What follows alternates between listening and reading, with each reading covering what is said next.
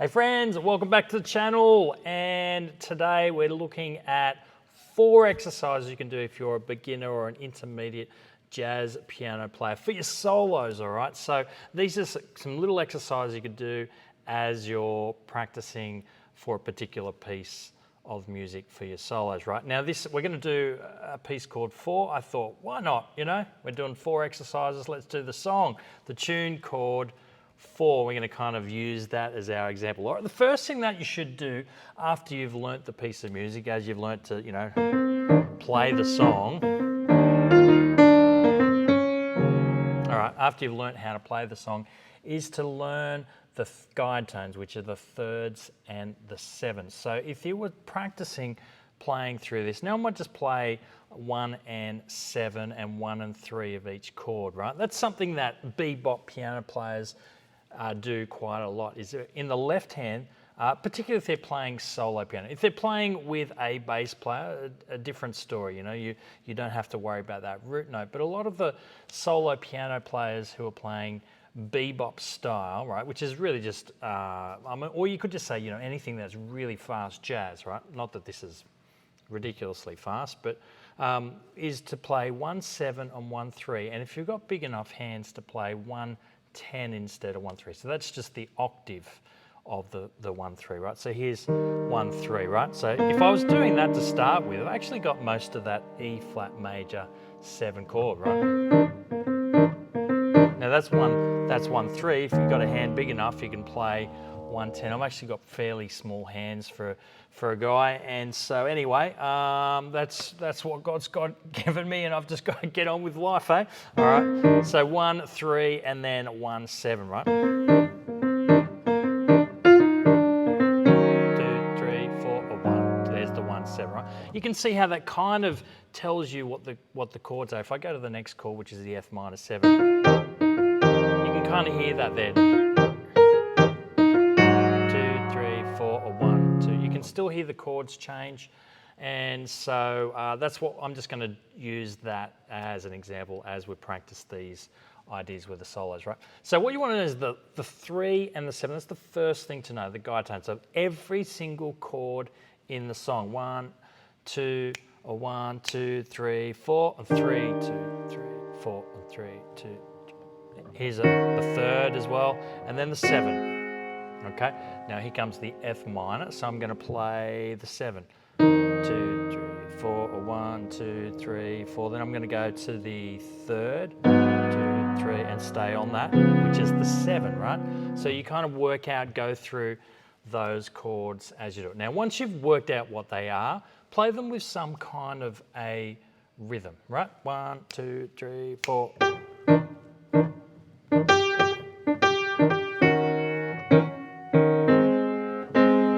There's F minor. I'm going to use the third this time.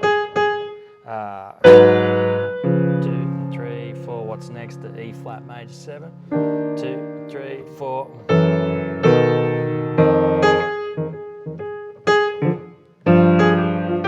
Right, that's the kind of thing that you would do.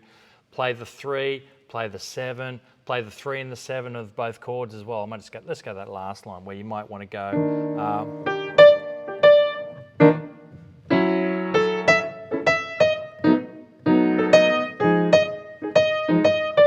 Right, now that's not very musical yet, but it sounds okay, right? Like it's not awful, right? Better than a techno song. Anyway, so so that's the first thing, to make sure you really know your guide tones, the 3 and the 7, really well of each chord in the particular piece of music that you're playing. Now, hopefully you just know all of them anyway, but as you're studying a particular piece of music, I think that's the great place to start. Now, guide tones will get you out of so much trouble. You can be playing anything, I'm going to go play deliberately outside of the key. Right, and I finished on the 3 of that E flat minor 7. So it's almost like it sounded like I was doing that deliberately, right? And I was just playing notes that I knew didn't really sound right, notes that I didn't really want to hear, right? But I made sure I landed on that 3. So anytime you're in trouble, you come back to that third and the 7, and you'll be okay. All right, the next thing to know and to practice is to practice the actual chords as arpeggios. I think that's a great idea. So again, this is for the beginner or the intermediate piano player, right, who's just getting to know soloing a little bit. Make sure you can play the arpeggio of each chord. Now, that means knowing what the notes are, of course, but it also means knowing how to get your fingers to get around that, right? So if I've got the E flat here, all right, so that's an E, you know, I've got to know how to get my fingers around, all right, that E flat major 7, right? Then I do the same thing with the E flat minor. All right, so work out how to use your fingers for that as well, all right? So now, quick little tip, and this doesn't really have anything to do with just arpeggios. It's just pretty much kind of any kind of piano technique. Use your thumb as your pivot, all right? So, and you don't use your thumb that much on the black notes compared to how much you would use it on the white notes, right? Obviously, because your thumb is shorter, right? And your you know, particularly these 3 fingers are a lot longer. So often I'll have these 3 fingers on these 3 notes and these 2 on that. And so let's say if I was playing B major scale, you can see that it's, apart from that very last note, it's the thumb that is pivoting, and it's the thumb that is playing the white notes. So you see here on the E flat major 7, I used it as the pivot, right? So that can kind of help you. If you start playing E flat major 7 like that, it's going to be a little bit harder, right? So start with 2 or 3, thumb on that G. All right, so learn all of those. There's the A flat one, almost has the same kind of a feeling. F minor, they've got that typical kind of white, black thing. All right, very similar to like E major or something like that, right? Except the gap between is not as big, right, as the start. All right, so that's F minor 7, the A flat. See the A flat one? Same thing, I'm starting there, then using that thumb on that white note. If there's only one white note, it's probably that you're going to use your thumb on it to get around, right? So you do that. So what you're going to do is you're going to find that you're just going to play those at some point in time when you're playing, you know, 1 and 2 and 3,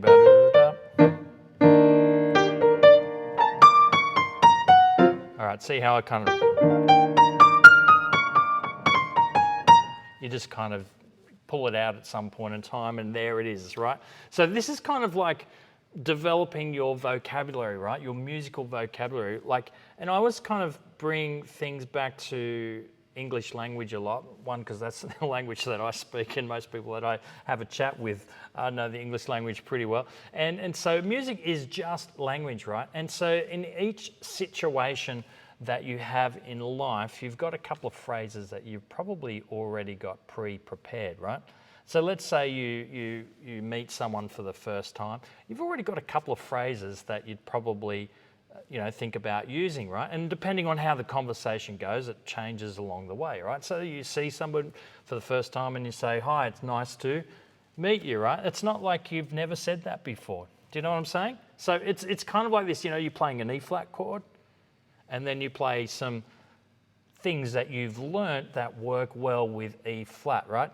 But then depending on what comes next is why things might change, So, you might, in one song, the A flat chord comes after the E flat chord, right? And then you do certain things that kind of goes, well, there's something, this works with E flat, and then, this leads into A flat, and then you keep going, right? But in another song, it's E flat to D flat, and then you do something slightly different because of what's coming next, all right? Does that kind of make sense? I mean, it's kind of what basically you're building your vocabulary so that when you want to say something, you have the ability to do so. All right, so that's one way of thinking of it, right? So first, guide tones, and then the second thing is to practice the arpeggio of each chord, all right? So that includes the D minor 7, flat 5, make sure you can play that as an arpeggio. Right? Then the third thing there is to play, this is what I used to do a lot, right? So the third thing there is to play the most appropriate scale that's inside, right? Not outside stuff that sort of sounds funky, maybe a little bit weird or whatever. You can get to that later, right? But, and I love doing that. But you want to start off with what would be the most obvious scale to use or mode, right? So in this case, we're in the key of E flat major, right? We've got our 3 flats over here. Now with flat keys, and just as a side, if this helps you, the second last flat is the key that it's in. If it's a major key, if it's a minor key, it's going to be the 6th note of the major key, right? So in this case, it's in E flat. You can tell it because the first chord is E flat, it finishes on E flat, and we've got 3 flats here. So here's the second flat, right, which is the E flat, okay? So that means that's what it is. If we had 4 flats, B, E, A, and D, this A here, which would then be the second last flat if we had 4 flats, tells us what major key we're in, the A flat 1. Of course, unless we're in the relative minor. All right, but anyway, let's keep moving, right? So we've got our E flat major 7 is the chord. We're in the key of E flat major. So the most obvious scale to play through this section, the first 2 bars anyway, is E flat major scale. So you want to make sure you know that scale pretty well, okay? So you know the guide tones. It's going to belong to the scale anyway. And you know the arpeggio, and you know the scale, up and down. All right, not just the notes, up and down, but also fingers that work for you, all right? I don't care if you don't play it how the classical teachers tell you to play it, right? If you do know how to, then that's great. But look, honestly, as long as it works for you, right? So you could, you know, that's terrible. I wouldn't use that fingering. I'm going to stick with what my classical piano teachers taught me. But the point is, right, know that well. Know your guide tones, know your, and know that, right? Go on to the next one. All right, so the next one, the most obvious one for most of the time when you're looking at a minor, Dorian mode is going to be the most obvious one, right? So most of the time when you're looking at a dominant chord, which is the one that's just 7, right? A flat 7, D flat 7, C 7, F 7. That's what a dominant chord is. It's the 5th chord of whatever key that you're in at the time. So we've actually changed key to the key of D flat just for a second. But we end up going to F minor, which is very closely related to D flat anyway.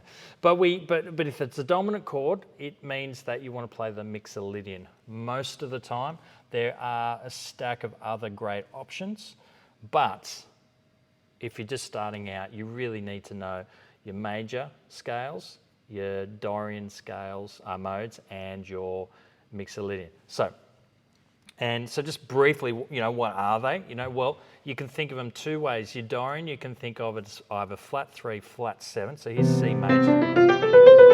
All right, you can think of it as, so here's a C minor chord, right? You can see how here I lowered my 3rd and I lowered my 7, right? So that's all I'm going to do in my scale. I'm going to lower my 3rd and I'm going to lower my 7 from the major scale, right?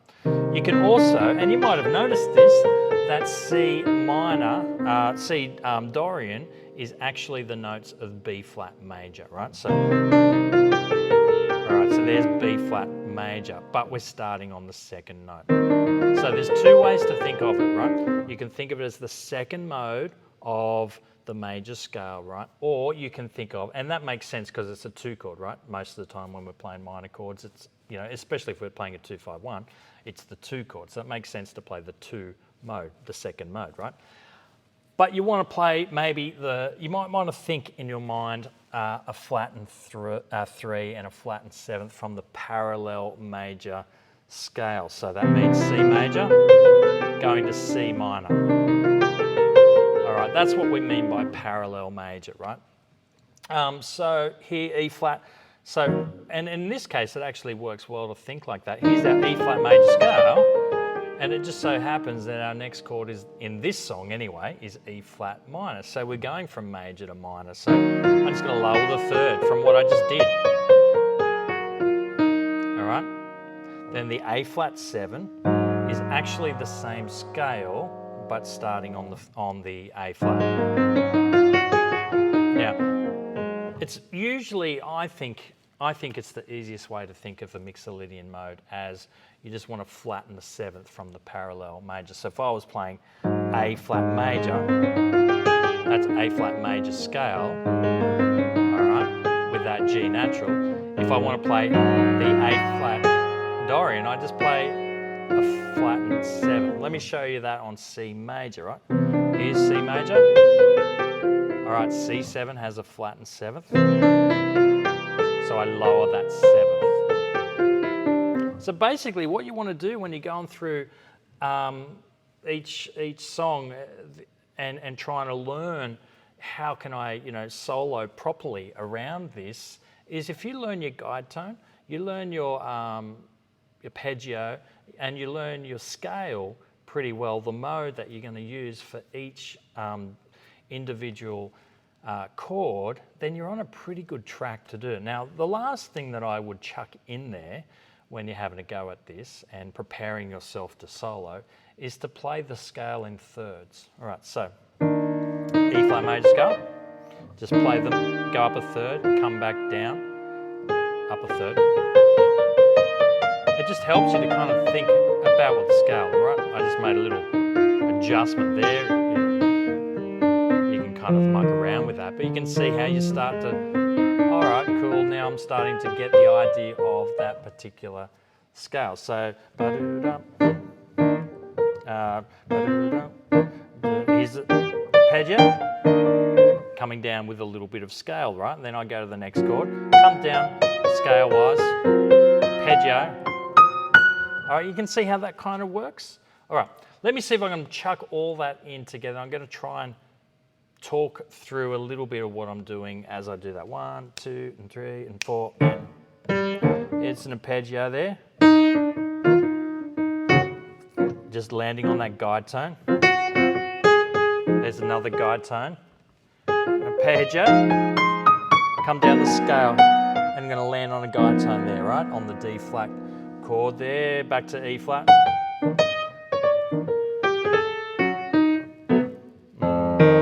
Just coming down, going up a little bit of scale, a little bit of arpeggio, E flat major again. Oh, I added in a little bluesy kind of note through there. That wasn't part of the probably the most obvious. I just did that by kind of not accident, but just sort of out of habit, really, I guess. All right, F sharp minor. Guide tone, scale, and all right. It's you can see how there's a bit of a combination of all those things going on. So that's level 1, right? That's really getting going on that, and hopefully that gives you some ideas, even on this particular piece of music 4.